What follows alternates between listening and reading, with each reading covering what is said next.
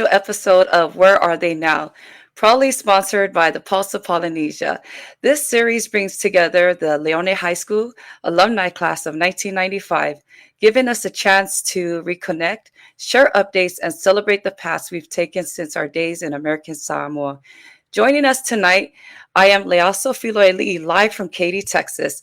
Unfortunately, Lena Fominga couldn't join us this evening, but she'll be back next Saturday.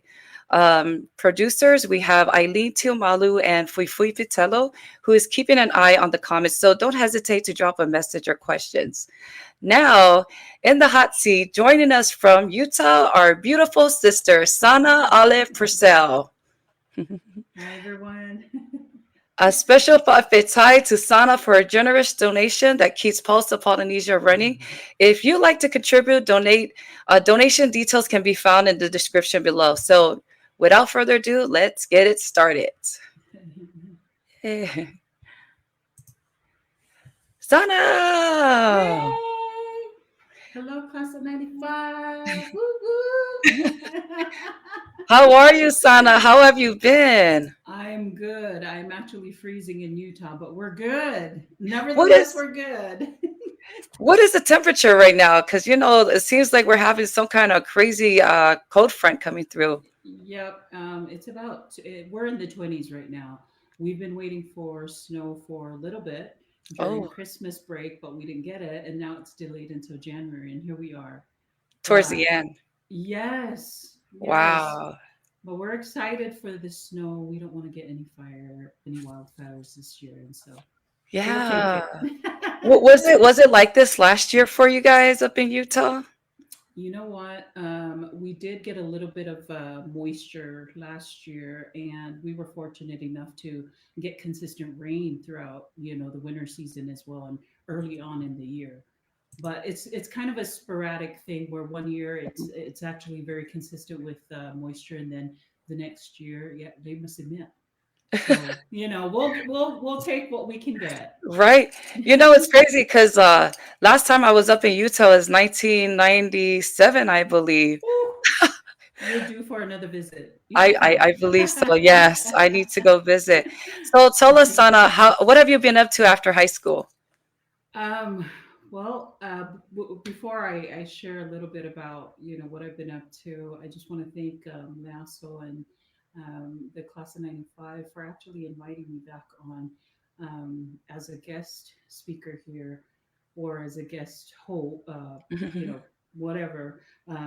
And it's such a privilege, simply because at first, when I got invited, I thought, well, I don't know if it was fair for me because, I was only in Leone my Mhm, freshman and my sophomore year, and then I transitioned or transferred out to go to Tafuna. mhm, But nevertheless, thank you so much for the opportunity to do so, and mhm, I'm so grateful that I'm here and just kind of rubbing shoulders and connecting up with the class of '95 of Leone High School. mhm. So thank you very much.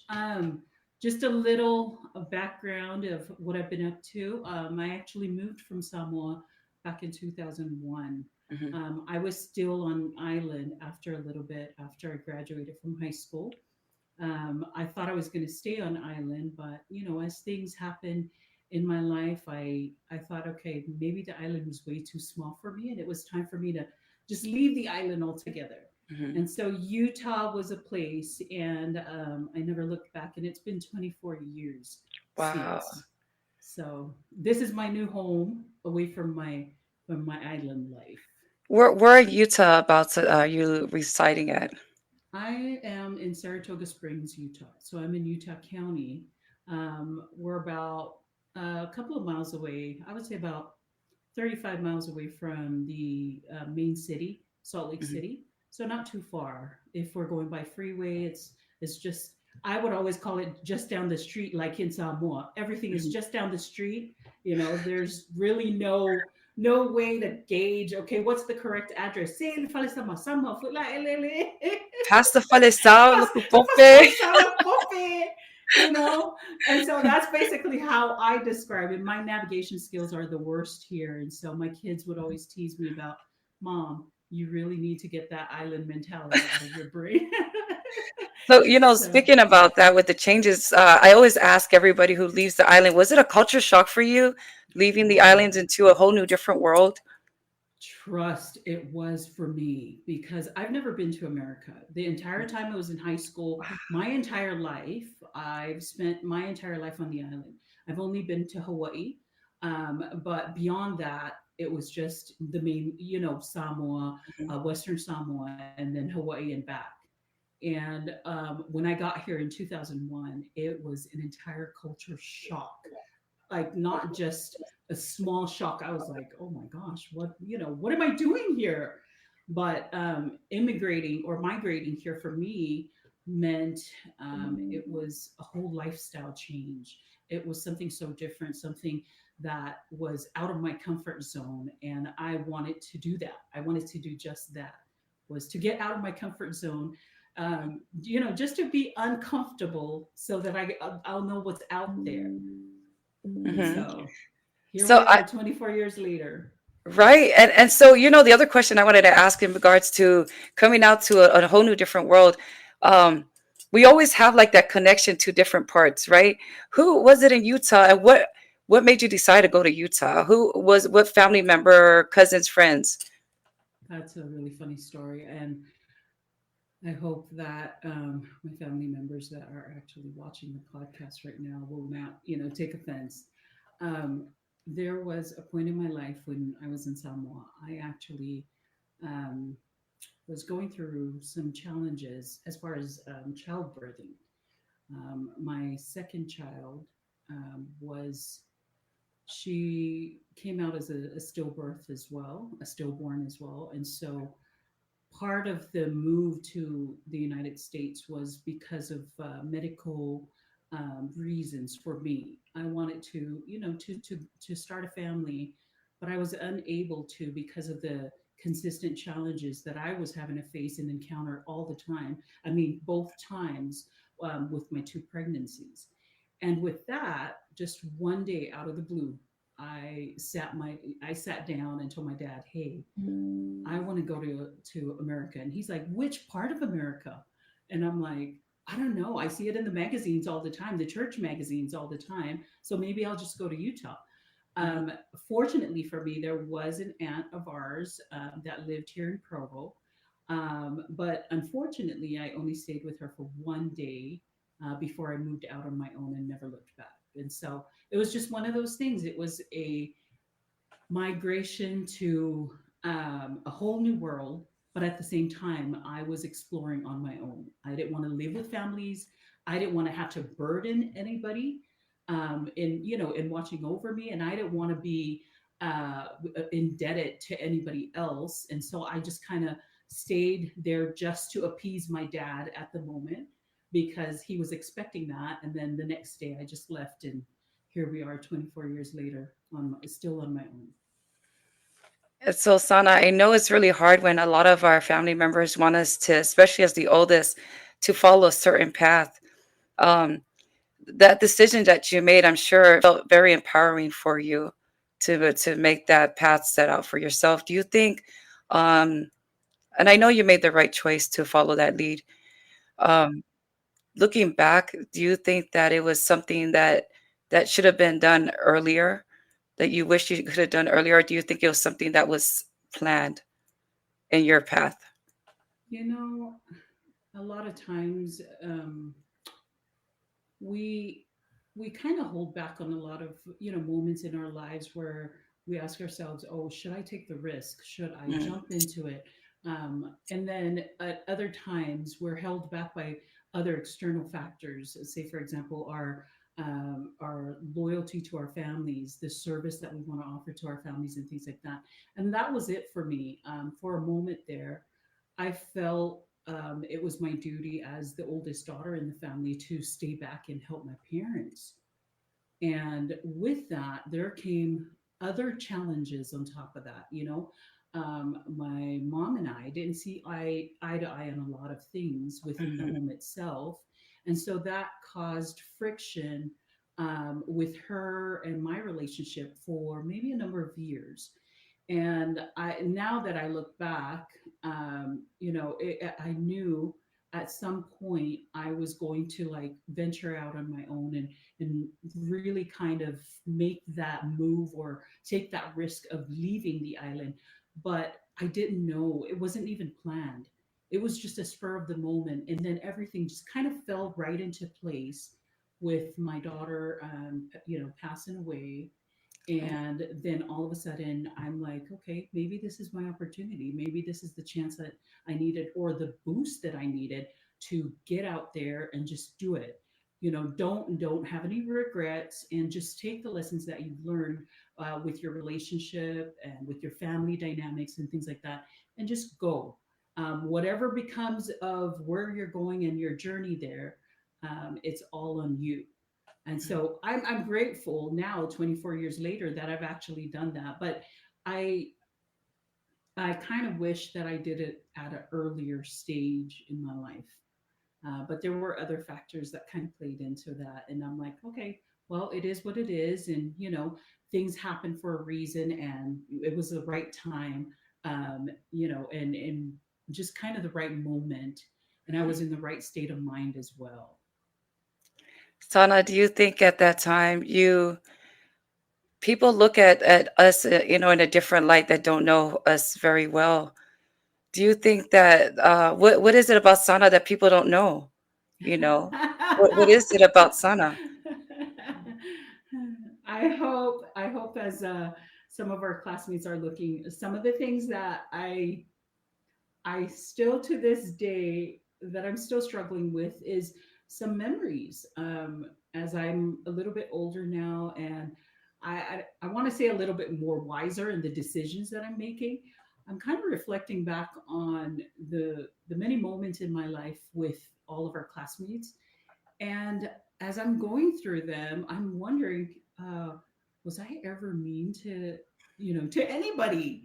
I was like, I often reflect and ask myself, wait, was I this kind of person to who and who and who and who? A lot of times, though, it was one of those things where I would ask people, what was your impression of me as we were in high school? And to my surprise, a lot of the feedback that I get from people was, well, you were a very blunt person. Like, you were very open and direct as far as the whenever you talk to us. But then, as we got to know you a little bit better, you were very trustworthy and you were a very kind person.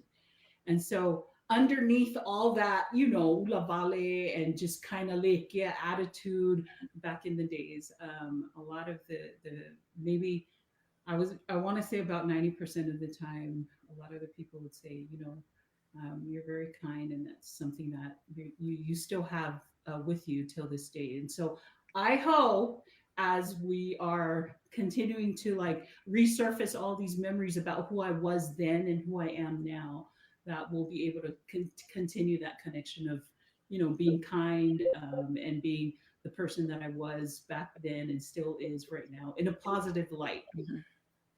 Have you ever come across anyone that approached you and talked to you as if you're still the same? Oh, plenty, plenty.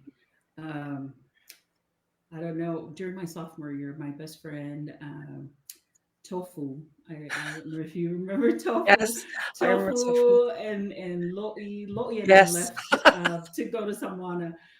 But when we reconnected after high school, when we reconnected, it was just so funny because we would reminisce about, the back in the days about high school and things like that. And Tofu would be like, "You're still the same. you're you're still the same, like ula vale, like your mouth and whatnot, but you changed as far as physically, of course, and but emotionally and mentally as well. And as the intellect, it just kind of improved over the years with the challenges that we've been through and whatnot. But it's just funny. Another classmate of ours, met me a couple of years ago and said, "Holy moly, the change from who you were as a high schooler, as a student, and the change where you are right now is a huge difference." And I still can't believe that you're this person right now. And so that's amazing for me. That was a compliment for me. I don't know if my if my family thought otherwise. So There's always a reason why people act the way they do in high school growing up. Do you want to elaborate a little or, talk about what made Sana the way she was back in the day that made people look at her like she was one person that did not care whatever came out of her mouth? She was very blunt because I remember you were so blunt. You said whatever was on your mind. So you were very intimidating to be around with. That was also one thing. Oh, I never heard that one before. Yeah, like we had to be very careful with what we said to Sana because Sana would be like, "I got something on you, so don't even try." No, so growing up in Samoa, there were a lot of moments in my life where I don't know, in Leone, there were a few members, with my faith, as a member of the Church of Jesus Christ of Latter Day Saints. At that point in my life, I thought it was very restrictive. Like everything my parents were trying to teach me, I was like, it can't be this restrictive, it can't be this limited, it can't be it was just, I thought it was very constraining in a sense where my freedom, here's my chance to really explore and to be out there. And yet a lot of these faith principles and things that we were taught, and I was taught as a young, was very constricting, and I was like, no, this can't be it. And so a lot of times the way that I acted and the way that I came across to a lot of people was because I was not trying to impress anybody or not trying to be the cool kid. I was just rebelling a lot because of the fact that I thought my religion, my faith cannot be this restrictive. It cannot be this constraining, which it held me back on so many things.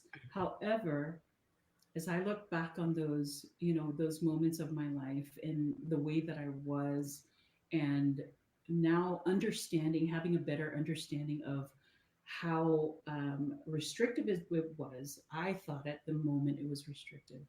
But as I matured and as I started to maybe understand those principles a little bit better, I knew it was for me. What I know now, it was to help me grow. But at that moment, I was just a cheeky girl trying to like rebel against my dad. My dad would tell me not to get a tattoo, and here I was, freshman year, getting a tattoo.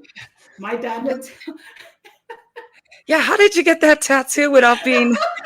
I like to know because my So parents. I know. So my dad, he was part of the Arts Council for many, many years. He actually retired there just recently. He was a chief financial officer there. Mhm. And what he does on an annual basis is to gather all of the tattoo artists from all over the islands. They would travel all over the South Pacific, to explore different art techniques and things like that. And so he's a Sulu Apia right now, Tao. I knew him very well. My parents knew him very well, and he worked with my dad a lot of times. One day, I was just asking my dad, "Dad, I really want a tattoo," and he said no. And I kept pressuring him. I'm like, "No, I want a tattoo, Dad." And he's like, "Leia, no, you're not going to get a tattoo."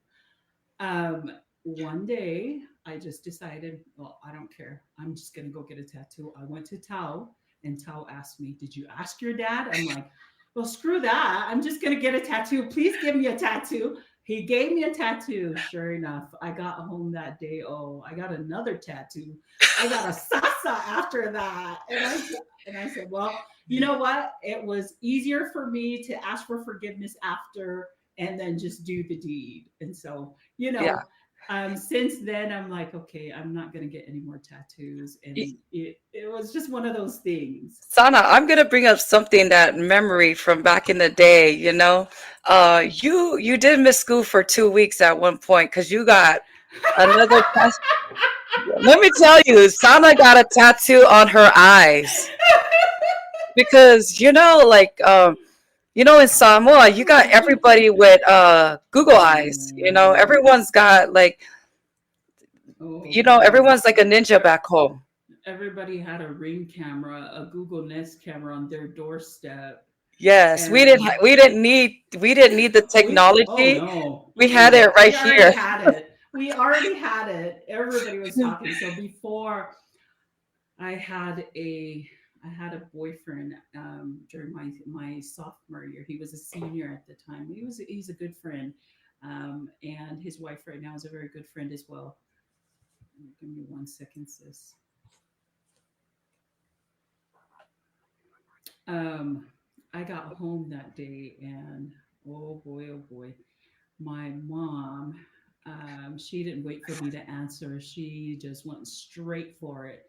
And let me Um, just say this for everybody that's listening. I know you two got your butt whooped too, so don't try to act like, oh my gosh, this was our time back in the day. And FYI, Sana is exactly. fine. Our parents love them, so go ahead.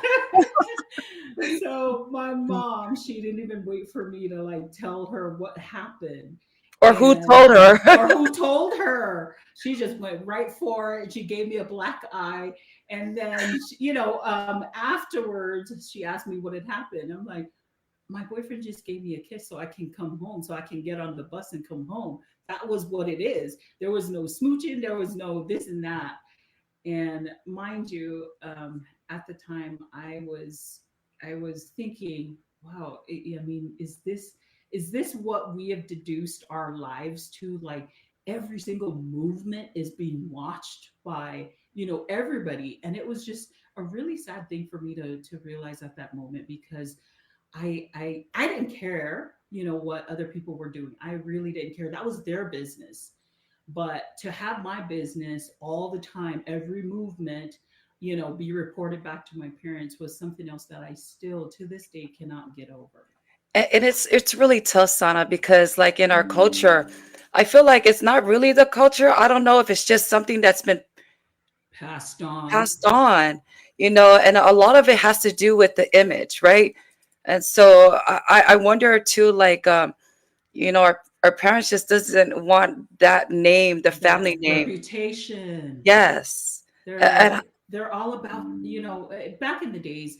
I mean, I have a better understanding of that, but at that time it was always about the reputation. It was always about, well, I don't want you to taint my name because of the choices that you're making. And so it was very, very hard for me because every single moment or every single move you make, it's always, oh, fa Hawaii, ole fa, ole olo afingele failea malea malea malea. And so it was really hard on my parents. And it was even harder on me because at the time I kept asking, why don't you trust what I'm telling you? Or why won't you take my version of what happened over someone else who is just looking from their perception?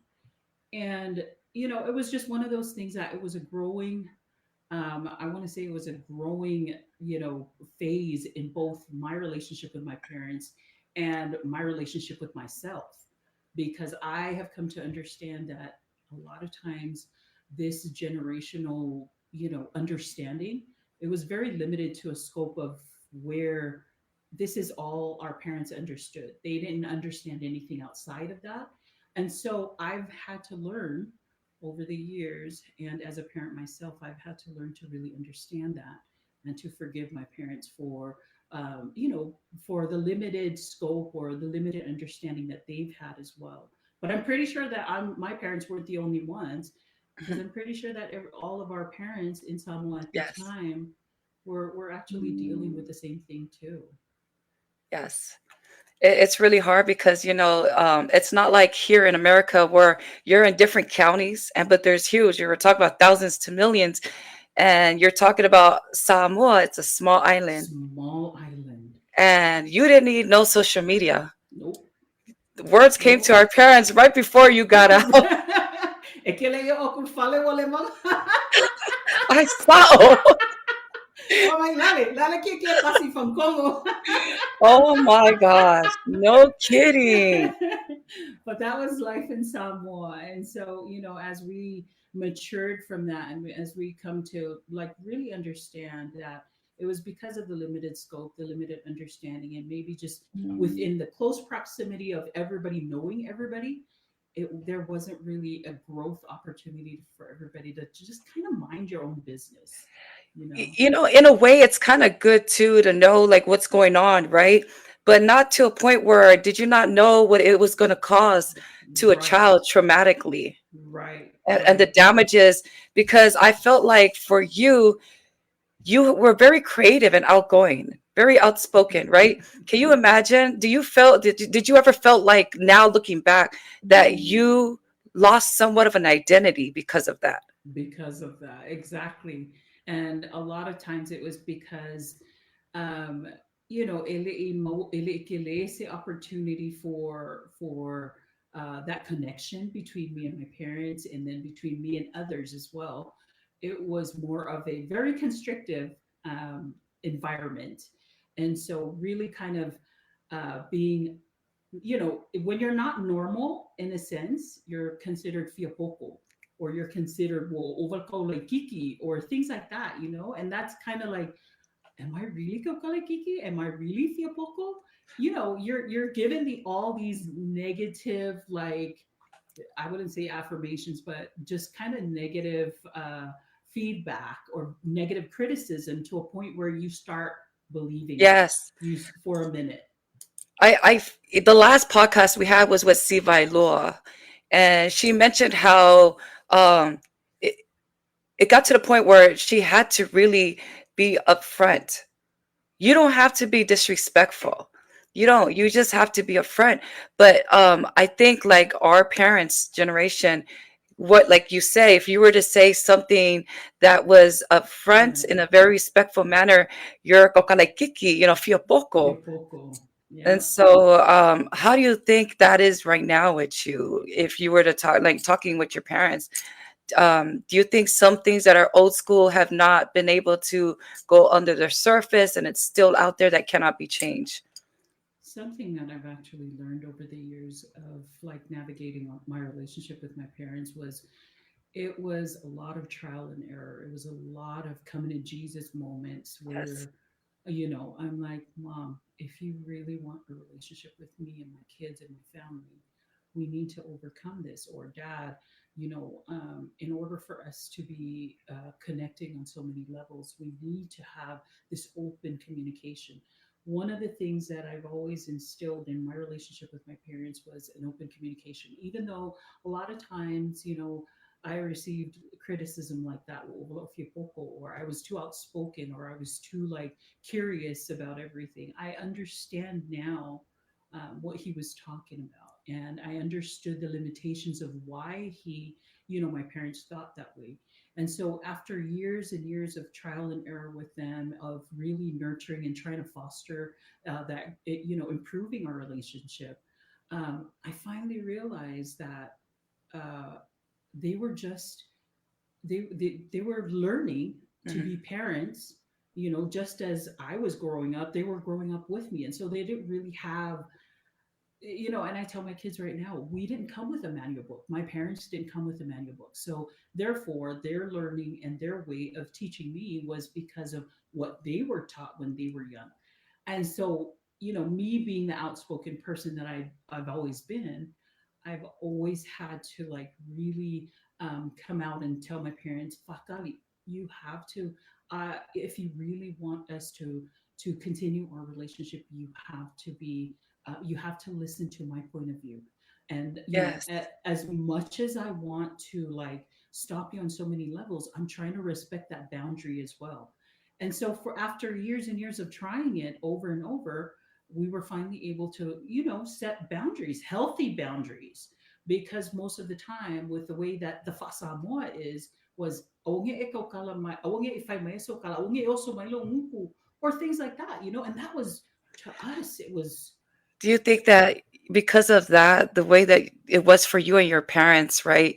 Do you think that kind of ruined the relationship that you had with your siblings? Because I know being the oldest, you have a lot of siblings as well. I do, and I'm the oldest of, I want to say, 12. And it was, I think it was very hard for a few of my siblings to see kind of that open communication between me and my parents.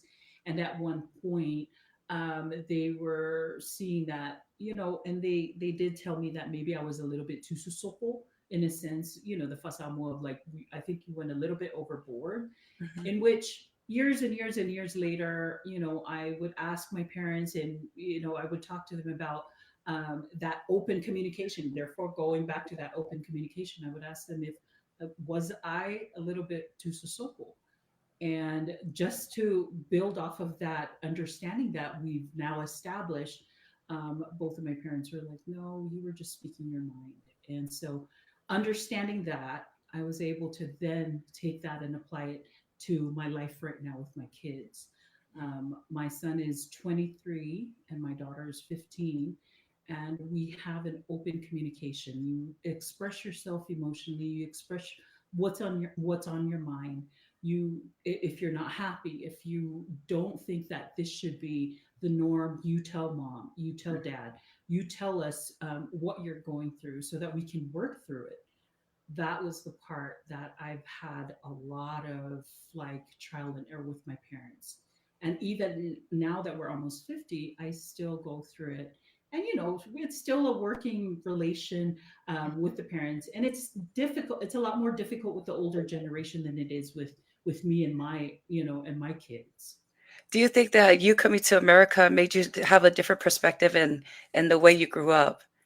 Or was it the Huge. journey that you went through in out of high school that made you start to open up clearly in your mind about how life felt like it's not supposed to be this way? You know what? It took me coming to America to actually understand that there's so much more out there as far as parenting goes. Yes, we don't come with a parenting manual book, but it can't be this restrictive to where this relationship between me and my kids will be you do as I say and not, and not what I do. And so just kind of understanding that dynamic really helped me to kind of navigate my parenting style with my kids. But however, all of the challenges leading up to me being a parent actually helped a lot. Simply because as I was going through those character building moments, it helped me to be a little bit more patient, to be a little Mm, bit more understanding, and to offer a better listening ear versus me trying to respond to everything that my kids were going through. mm. And so When you that was a say turning point. respond to every little thing that your kids were going through, were you trying to be a very protective mother? I felt, a lot of times I felt that way. I was just talking to my son just recently, and he was talking about his relationship with his girlfriend. And as we were talking about it, the first thing that came out of my mouth was, I was offering solutions already to him. I was telling him, oh, cool, blah, blah, blah, blah. And then I caught myself and I stepped back, and then I just sat there and listened while he was talking. And as he and I were having a heart to heart moment, I then offered an apology and said, son, I'm really sorry. I know it came across very protective of me, but you have to understand where your mom is coming from. You're my son. And of course, I will go to the ends of the earth for you to make sure that your heart is protected. But however, you have to understand as well. And, just kind of understanding that between me and my son really helped me to scale back on a lot of Okay. times where I'm like, mama bear coming out. I want to protect my babies. Yeah. But Yeah. you gotta let them go Yeah. through their moments too, just like how my parents let me go through my moments. So I know, Sana, you were in Leone High School freshman and sophomore year, and I know that we you had transferred to Tafuna, and for your last 2 years. Why I know why you were transferred, but can you tell us why the transfer was made um, for you to leave Leone High School to go to Tafuna High School? Before my dad told me, Leone High School is number one, by the way. But I love you, Tafuna. I'll give you a little bit of information, or just to kind of Yeah. compare the two. When during my sophomore year, that's when I started ditching school a lot. My dad saw that my grades were plummeting, and he was Before you even go there, livid. before you go there, can you tell us who were the culprits that led you, or were you the leader? I want names of all of our classmates that went to with you. I'm not throwing anybody under the bus. So, um, and nobody held a gun to my head to do all the things I did. So I did it on my own. No, I was a very curious child. And throughout all of my life, I was very curious. I'm like, oh, you know? And so when I was a freshman, I started hanging out with seniors. It was the weirdest thing ever. I started hanging out with juniors and seniors, and I just thought they were a lot. I still had a lot of good friends within our class. A lot of the ones that I still connect to till today, there were very good examples to me. And but just me being the kokalekiki girl I was back then, I was just kind of curious about, okay, what are the seniors and the juniors all about. Mhm. During my sophomore year, I started hanging out with juniors again. I had a boyfriend then too. And it was just one of those things. Umalava Senga, all of us would just ditch school. Yeah, Oeva Blue Lagoon. Tofu knows this. Tofu, I know you know this. How come I was never invited? I never understood that. Eileen, you weren't Hey, invited either. What was up with that? you guys were angels. You guys were way angels. So, right, every single time the seniors needed to finish off their classes. So, mga umaga sa nga seniors, me and Tofu and Wait. Can you Roe. drop names of who the seniors are? Don't try to act like you guys were all on Yellows back in the day. Oh no, they weren't. No, they weren't. So we would then all just leave. I think Molikoa joined us at one point too. Like Molikoa and Moku. They would Yes. join us Yeah. every Yeah. hangout now and then. They would come with us.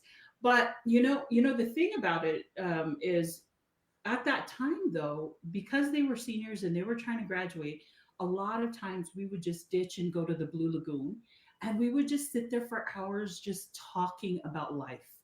We would just talk about what ifs, or where we be in the future, and just kind of like things in general. That was the So, most interesting thing.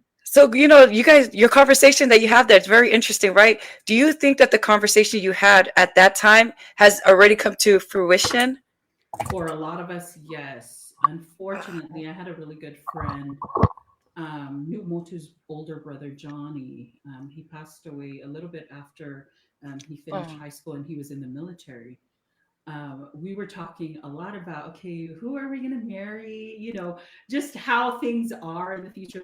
However, for me, I did not have any plans at all. I was just kind of going along with the flow, just having a really good time with them and just getting to know them. A lot of the things that we did talk about that at that time for me didn't come true. For example, one of the things we always brought up was, Sana, I know you're going to have a lot of kids, and unfortunately, that wasn't in the cards. And just some of those like general talk, high school Mhm. talk back in the days. But most of the time, it was just all fun and just really kind of reminiscing about maybe a hangout that we had about a week ago in Blue Lagoon. We would go, swimming all the time. And it was just, there were abandoned houses in the back. And so that's where we would be like all the time we And hang the out. good thing about being in American Samoa, well, even both Samoas, right, is like, or the islands, you could go swimming all you can or whatever you want to do. Yes. You always dry up real quick before you get home. Before you go home.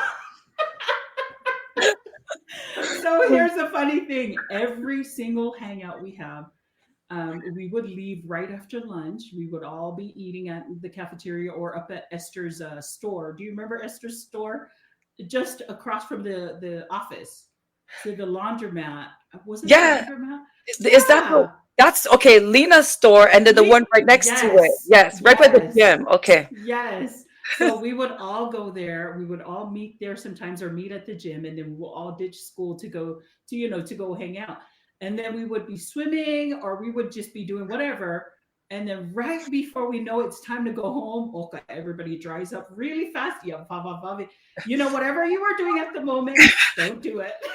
Class of 1993, 4, and 1991 and 2. No. Do not tell your kids you guys were all yellow because I have Sana here that's going to drop some names.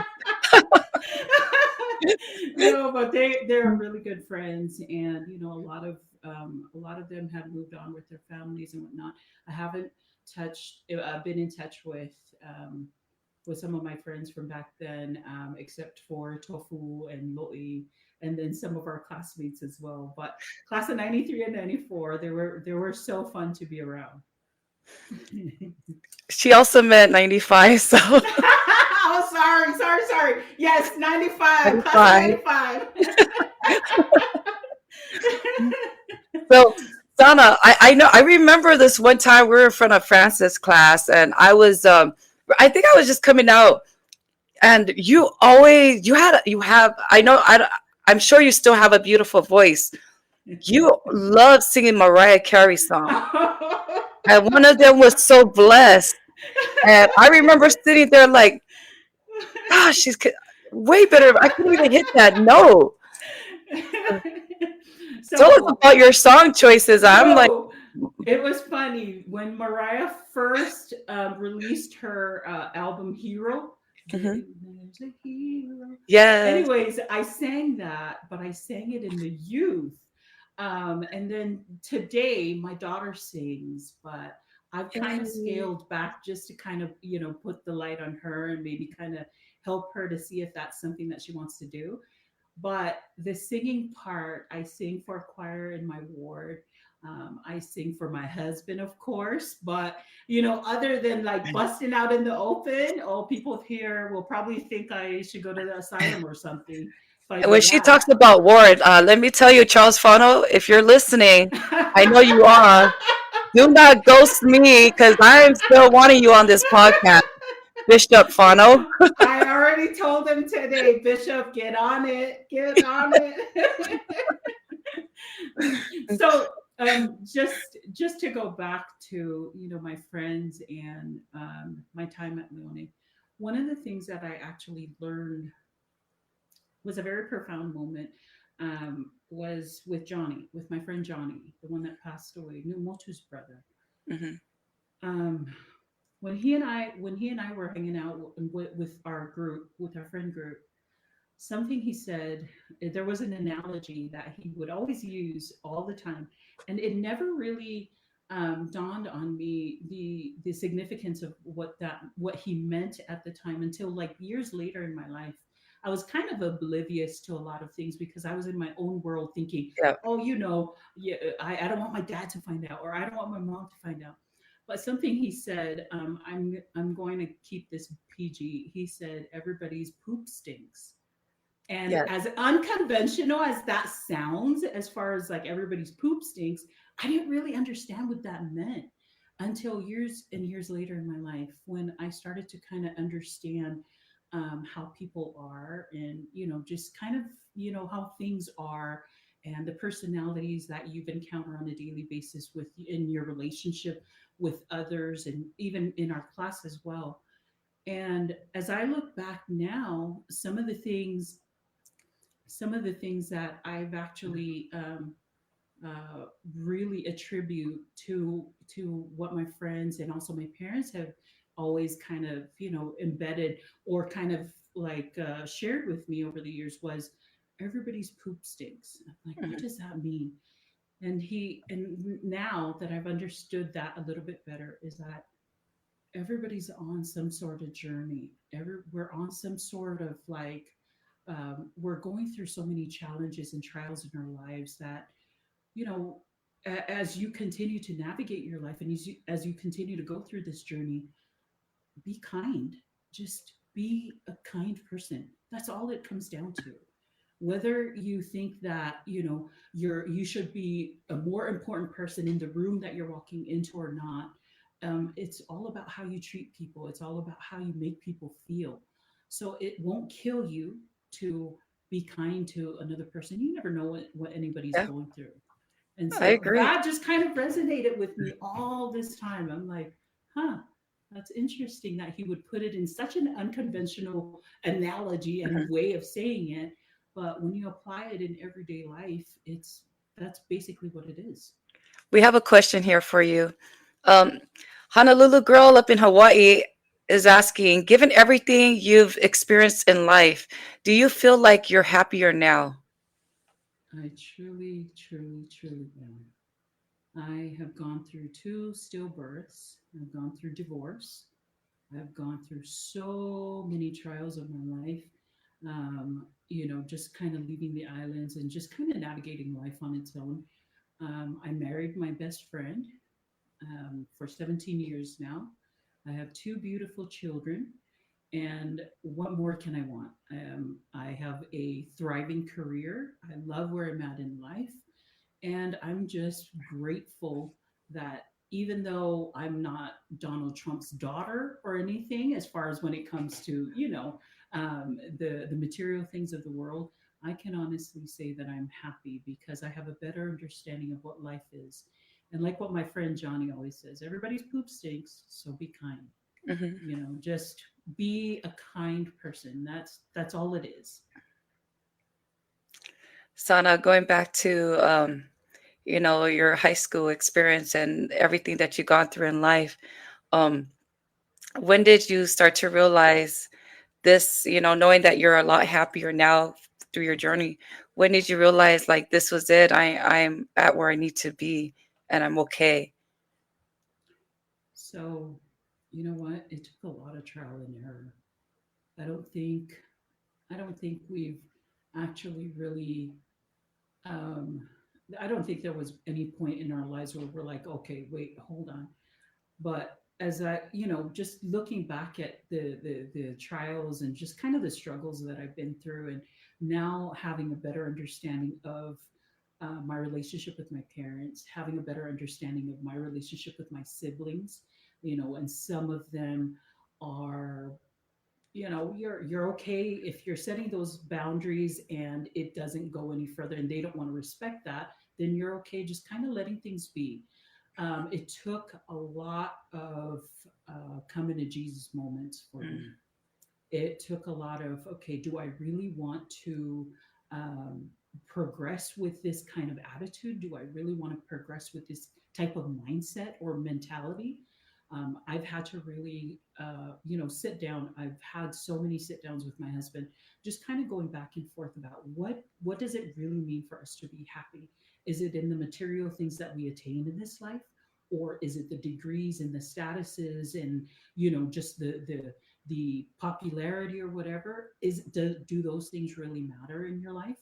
And I think after losing my two kids, I come to a realization that my kids and me just having the opportunity to have kids was the like that's the epitome of what happiness truly is having that opportunity to have kids. We have another question. Are there any significant life lessons or advice have you shared with your children? Or advice have you shared with your children? So, as my cousin Massa was saying, that I was a very open person. That's basically what I've shared with my kids. I'm like, as you go through life, don't hold back, but you have to be as understanding as possible. When you are talking, you have to understand your audience. You can't be blunt all the time with everybody that you're with. You really have to kind of read the room so that you'll know, do I say something? Do I not say something? Is it okay for me to hold back? Be honest in your dealings with everybody. Doesn't matter who it is.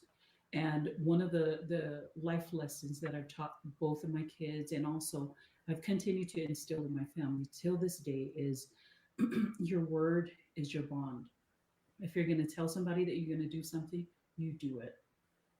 If at any point of you trying to do that and you are unable to, at least be honest and And be communicate. upfront. Yes, and open communication. And so to this day, both of my kids are the same way.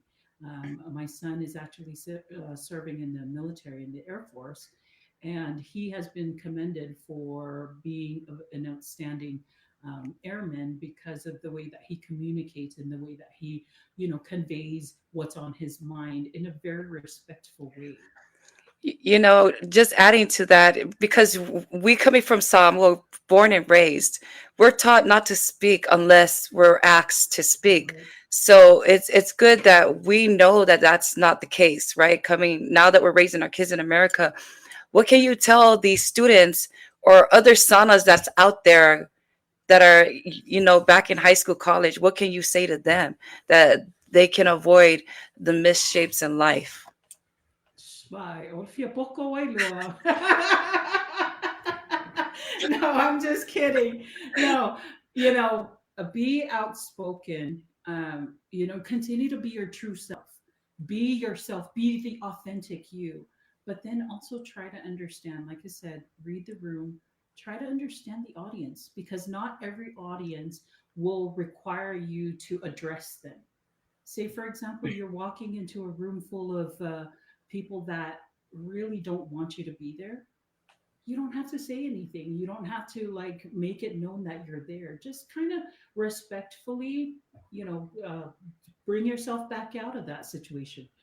But when you're in a room where you're actually wanted, share your true self with those people. And that actually goes a long way because that actually provides so many opportunities for you in the long run. And being where I'm at right now in my career, and that was part of what I had to really, really understand and really learn. Not every audience will need for you to address them. So, adding to you mentioning your career, tell us about your career. Um, I noticed that you graduated from college.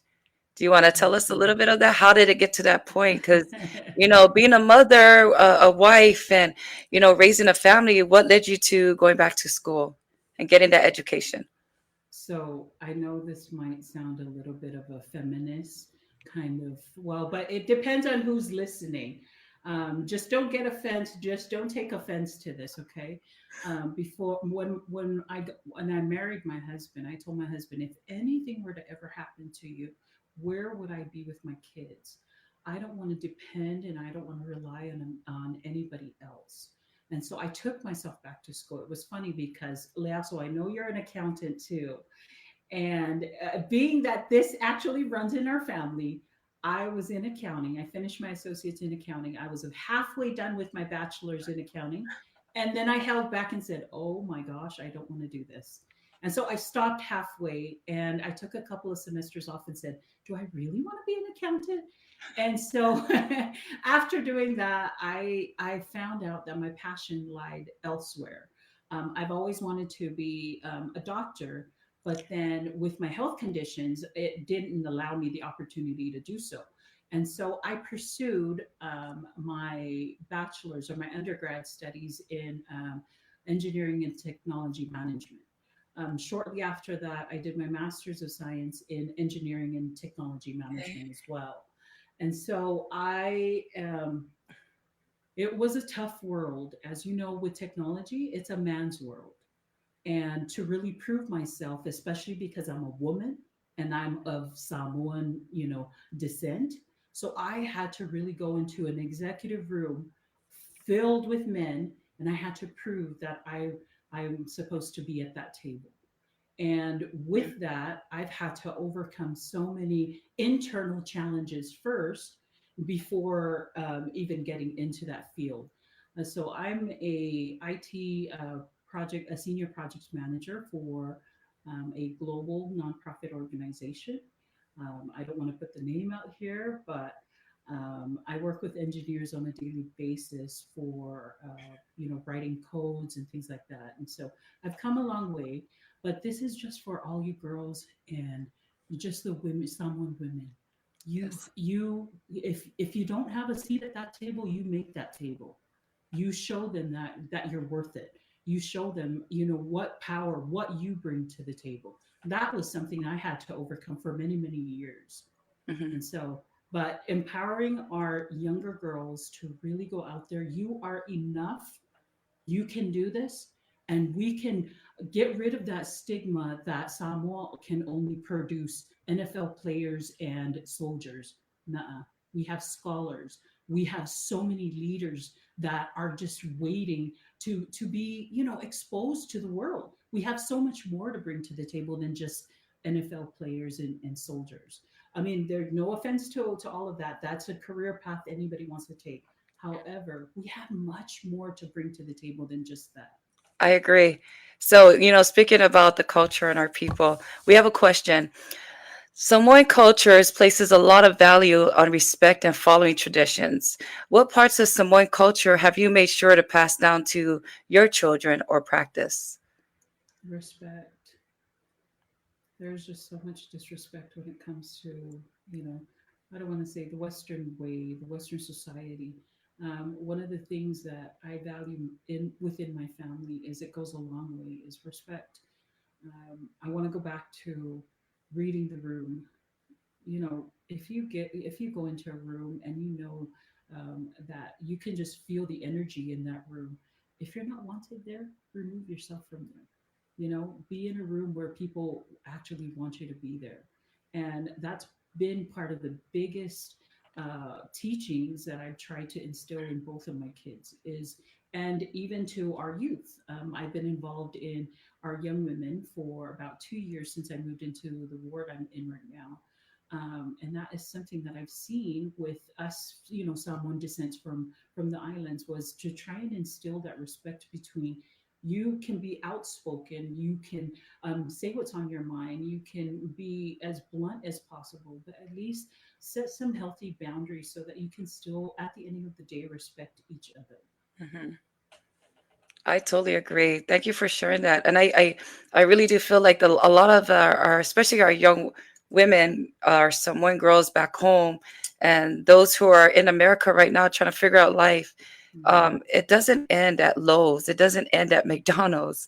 No. It doesn't end where your parents are saying, just bring the money home. No, you can go further. I mean, even if it's not college, Yeah. it could be some training program, anything. Um, Entrepreneurship, get into a business, yes. do something passionate that you're passionate about. One of the things that I've actually started doing since I was in school trying to finish my school was get finding a hobby.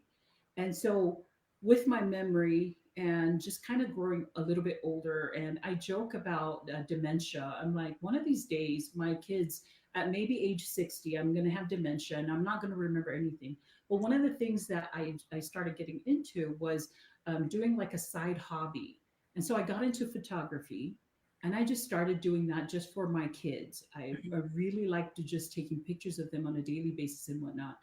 And then just kind of like extended from there, like my friends would ask, hey, can we do photos and things like that. And don't stop at with just your education. Find a hobby, do something else, do something that you're good at, do something that you're passionate about. If you know it's not going to make any money for you, then do it as a side hobby. You never know, the if that's your niche in the future, then um and then you'll be able to at least pursue it even more when you're retired or even before then. You never Mhm. know. Hey, TikTok's a big thing, so use that platform. I just started TikTok, so I'm still learning. I need everyone to show me how to do some dance or cooking. So one of the comments is saying, wonderful seeing and hearing Sana after all these years. Beautiful and Oh, inspiring. Thank you for sharing. oh, thank you. So, Sana, I know it's been a while since you haven't spoken to your parents and some of your siblings until like last year, August. Is there anything that you want to say to your mom and dad? Hi, Auntie. Hi, Uncle. I actually had the opportunity to fly back home to Samo for about a week just so that we can mend our relationship and make things work. It took a lot of, really humbling myself to understanding that they're my parents. I can't sever that relationship, and I can't sever, my relationship with my siblings. It was a God ordained, unit. And so I can't say, oh, I'm cutting you off, I'm not going to be able to talk to you, I don't want to talk to you anymore. And so it actually took me really humbling myself and telling myself, okay, Sana, do you really want to go on in life without talking to your dad or your mom? And so after after I told myself, after my daughter got back, she went to Samoa and spent 2 weeks with my family, and she said, "Mom, you really need to go. You really need to humble yourself, and you need to find it in your heart to be as accepting and as forgiving as much as you can." And so, with that understanding and with that kind of like push, I was able to mend my relationship with my parents. And to this day, I still want to continue to foster my relationship with them and continue to grow. It's eternity, mom and dad. So you can't get rid of me. Yes. And your brothers and sisters. Exactly, exactly. Them, on the other hand, they're all right. We love you.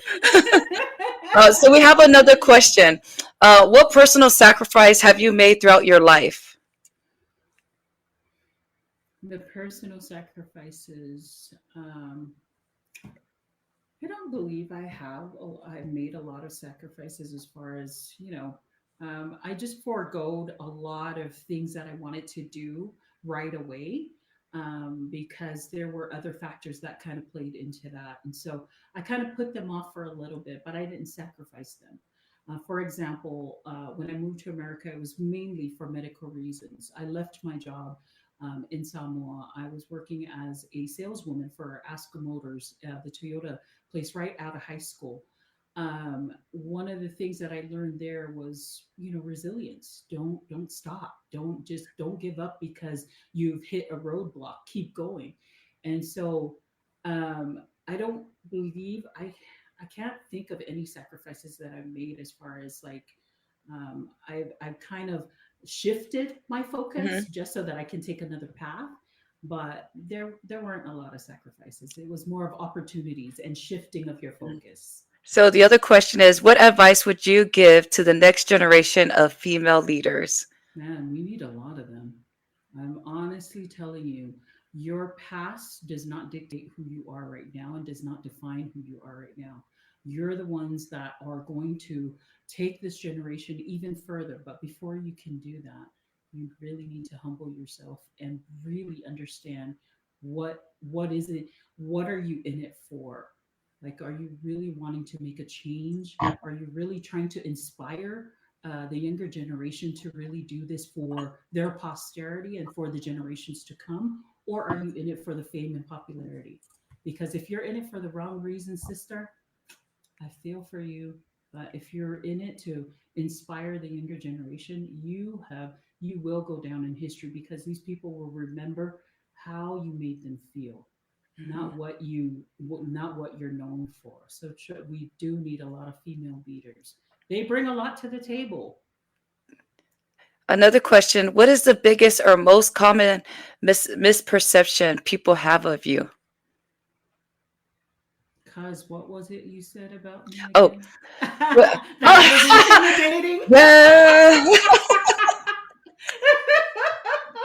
Girl, that Hey, was back in the yeah, day. that was back in the day. No, it was the. I think the biggest thing was that, just like what Lassa was saying, is I was a little bit intimidating because I was very outspoken.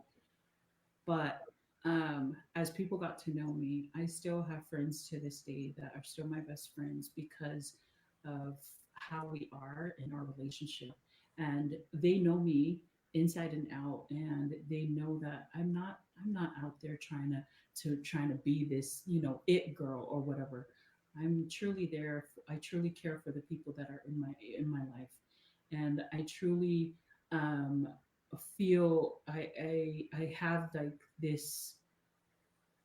I can't remember the word, but it's just kind of this aura. Like, okay, it's all about love and it's about trust and it's about honesty when it comes down to it. So As we're getting close to the end of our podcast, and I'm very grateful that you're able to step in and, take advantage of being able to share your story and your journey. What are we expecting from Sana for the next 1 year, 2 year, three, five, or many more to come? I'm actually working on my doctorates in engineering, and I I'm planning. I'm hoping after coming back home from Samoa last year after I visited, I made plans with my parents that I'll be moving back, just to kind of be with them and just to spend quality time with them while they're still here on this side. And so hoping and I'm praying that as things go well with and completing my education and whatnot, that I'll be able to move back home to Samoa for a little bit just so that I can spend quality time with them. My son, hopefully, before he gets married, hopefully he'll find the one and gets married. And then my daughter's actually hoping to go off to college to be a physician or to be an anesthesiologist. And so hopefully that, as things happen and as God willing, that these things will come to fruition, that, we'll play it by ear for the most. And just a few things that I have planned is just be around for my kids. Well, we thank you so much for being on our podcast, Sana. To God be all the glory and for the blessing that He's bestowed upon you and your family and those around you to help you shape you where you need to be in your life and inspiring stories that you have shared. And I hope that those who are listening out there who has someone that is just like a Sana or me that is able to hear this and be inspired to be able to move forward and not give up. So we appreciate you, Sana. We thank you so much. And we love everyone out there and can't wait to be able to see everyone in Vegas trips. Don't forget, Woo, in woo, May, up in Vegas, what woo, stays in Vegas? woo. Well, I What eventually leave happens? Vegas. Bye, man, get one leak. It's already late. Everyone, you have a good night. Love you Good all. night. Love Bye. you.